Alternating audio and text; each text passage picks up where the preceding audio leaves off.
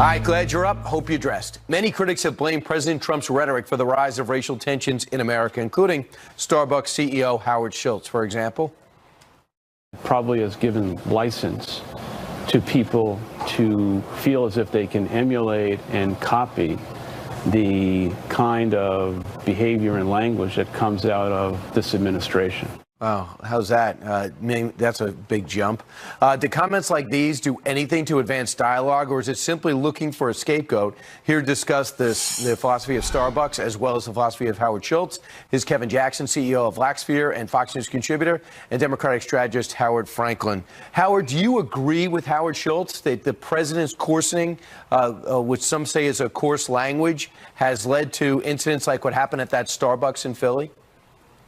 I would absolutely agree. It's absolutely led to, or at least contributed to, the environment that we're operating in today. I mean, both as a candidate and as the president, the language that he's used has definitely given license to some of the more base elements of our society, both as candidates and individuals in the media. Kevin, do you agree? Howard Schultz needs to stick to selling coffee. This guy has stepped on more Guatemalans and Colombians than you can shake a stick at, and suddenly he wants to take up the cause of blacks in America. Howard Schultz hasn't gotten the memo that blacks do pretty well in America. And under President Trump, they're doing exceptional. Look at the gap between now unemployment between whites and blacks. He just appointed a black general to the Marine Corps. He freed 3 blacks, or a couple of black kids who had done some crimes in China. Blacks are the most employed than they've been in history. What more does Donald Trump need to do to demonstrate that he has nothing to do with this so-called racial rhetoric? What's funny, Brian, is that the left always talks about this unconscious racism. The biggest unconscious racism are the people like Howard Schultz, who are the biggest racists on the planet. Right. He wants America to believe that it takes him and a day of atonement for his company in order for blacks to be successful in this country, when all around Howard Schultz are nothing but successful blacks. I don't think that, and I'm sure you don't mean that Howard Schultz are racist. You may say maybe some of his policies have boomeranged. I get that. Howard, let me ask you this. I talked to Senator Tim Scott about this, and Senator Tim Scott says the president's not a racist. Sometimes he can be racially insensitive. Do you buy that?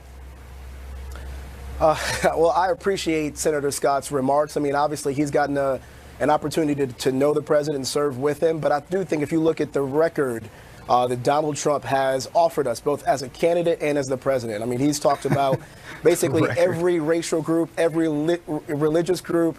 I mean, he's been sexist, and every opportunity he's taken, every opportunity has been completely unprompted. So I do believe this president owns some responsibility for normalizing racism, even if he's not necessarily the originator. I'm sorry you feel that way. That's absolutely that's not the case. And Brian, you don't need to correct me. Yes, I do believe Howard Schultz is a racist in the sense that he believes that he is better than blacks in this country, and it's going to take somebody like him who's going to have to help us. All right, hold it real quick. Here's Bill Clinton on why he thinks President Obama was treated so well by the media. Well, they did treat him differently than other Democrats and Republicans because it was the political press. I don't know. They liked him, and they liked having the first African American president. So, do you think the media gave him an easy pass, Kevin, because he was black? Absolutely. It was an affirmative action media, just like Barack Obama's presidency was an affirmative action presidency. Look, the only way you could look at Barack Obama as a success is if you look at color and him being the first black president. He lost the Democrats over 1,000 seats during his presidency, 2 horrific midterms that led to the election of Donald Trump. What else could they possibly look at? Kevin, I'll give you that, but he has great charisma. He's a great speaker, extremely motivational. His book was a bestseller before he won. But maybe his policies, Bill Clinton feels a little frustrated because maybe he had better results. What's your reaction, Howard? I would absolutely point a little bit to the fact that former President Clinton is selling a book at present, and obviously has reason to generate some news media. But yeah, I think there's some hurt feelings about the 2008 primary election, and beyond his assessment. I mean, he also mentioned two other things that we ought to pay a little bit of attention to. One being that he was likable, and two being that he did a good job as president. You guys cut that part out of the segment. Two things we can't say about Donald Trump. He didn't do a good job. Yeah, it's Kevin Really? Jackson and Howard Franklin. You guys disagree on that. Thanks a lot, guys. Appreciate the debate. We need another hour.